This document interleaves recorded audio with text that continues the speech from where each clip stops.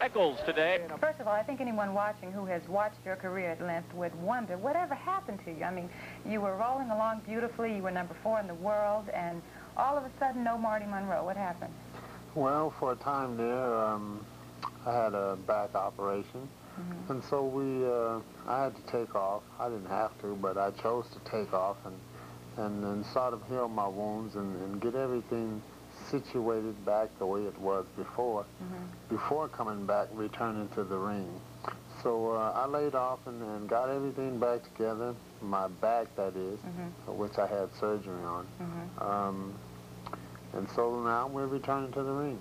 And I would like for everybody to know that you did make your comeback August 26th at the Hyatt Regency Hotel, and it was the second-round knockout. And I'd really like to know, after having been off for so long, I mean, how did you feel? Were you really apprehensive about going in the ring, or did you feel comfortable like you did before, or what? What was it like?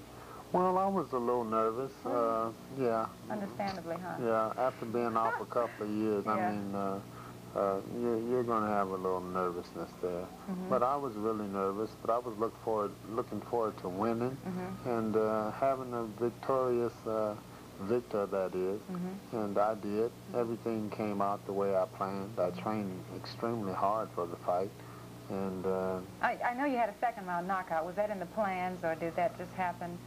No, it wasn't in the plans, and it was a thing that just happened.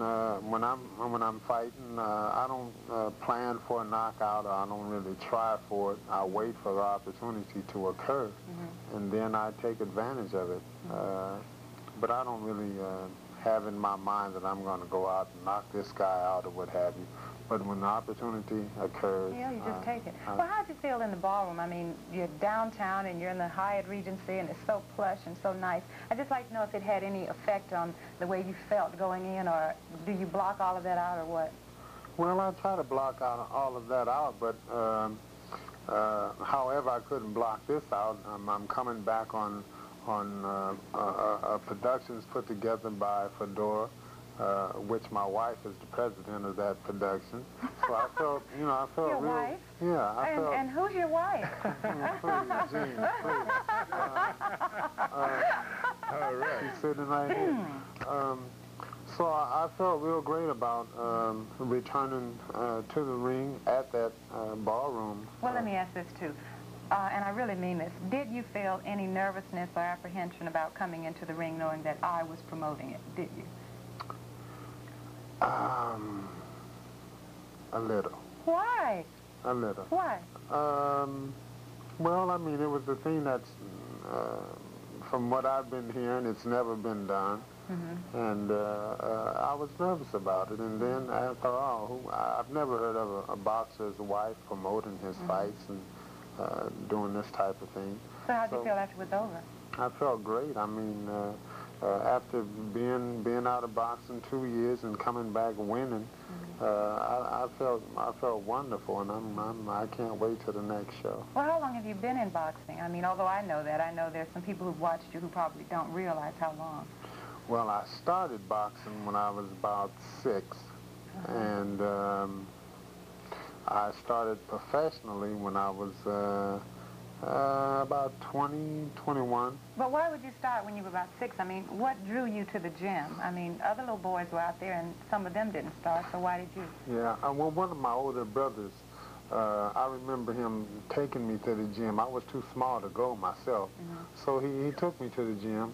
And after that first day, it excited me. I wanted to go back, and ever since then, I would go to the gym, and I would see Floyd Patterson and Sugar Ray Robinson and Archie Moore. These type of fighters would come into the gym, and I would watch them train, and it excited me. I mean, it gave me a big bang. Well, did you decide then, one day I'm going to be a boxer, or was it a hobby, or what? It was then. I knew what I wanted to be when I was a little boy. At 6, 7 years old, I knew I wanted to be a boxer. Well, let me ask this. This is a question that people have asked me about boxers, and I mean, can you truthfully say that you feel absolutely no animosity whatsoever toward your opponent? I mean, can you really, I mean, when you hug afterwards, do you mean it? Definitely, because I've gone and I've prepared myself to the best I can, and my opponent, hopefully he's done the same, and if we fought a good fight to the distance and we hug, I mean, it's because we both put out the best we could. I mean, we put forth effort to win. So is it really a job, though? I mean, It's a job. It's not about hatred or having anything against anyone. I'm not, you know, I'm no freak or anything. I mean, I like boxing, sure enough, but I mean, I don't go around beating up people. Trying to hurt anybody. Yeah, it's a business and it's a sport. I love it and I enjoy it, but I'm not there to bring friction or disappointment or any type of.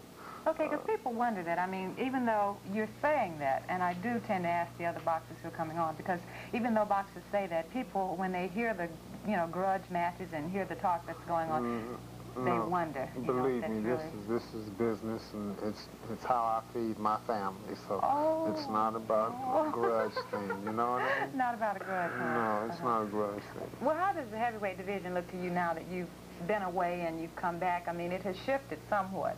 It's shifted a little. However, I feel that the people who have been waiting for a new heavyweight, one who's most exciting, and that's very rare. And I believe that I'm that type. I was just going to ask you if you knew anyone like that. I believe that I'm that type. I think that I could carry it on. I think that I'm what the people have been waiting for. I'm not trying to be boastful. Yeah. But, well, you are handsome enough, I must say. And I say that only because today boxing has taken a different direction in that long ago it seems like the boxers would just go in and slug it out and that was it. But today they're in commercials and they're going on to become movie stars. And I must say, as a boxing promoter, it makes me happy to affiliate myself with the boxers today who look so handsome and so well-groomed. So you do have that going for you. Well, I must say thank you. I will give you credit for that. Yeah, thank you very much. Okay, I'm thinking, you know, I was watching a recent fight, Marty, Alexis Arguello, Aaron Pryor, and Gene, you mentioned about the embrace after the fight, and wasn't it amazing how both Aaron Pryor called Alexis champ, said come champ, they hugged each other. It was a beautiful Real situation. beautiful. I mean, and they probably meant it. You know That's what? I really, really must say that I'm grateful for you coming by. Thank you. And hope to see you again soon. Thank you so much. Whoa. Thank you. Beautiful. Okay, Gene, I tell you, boxing in Los Angeles was just something to do years ago. When I came out here 3 years ago, boxing wasn't that big, but one of the first boxers I met was Marty Monroe. Well, yeah, he told me that. Yeah. He said that you were at the gym one day. I was at the gym. I was an undercover reporter. Not really. I had a friend that was boxing, and he was a friend from Chicago that was trying to get down on the boxing thing, but he really didn't have what it takes to really be a champion. But as a result, and of course I've traveled with Muhammad Ali. I was blessed to have that opportunity for 17 years.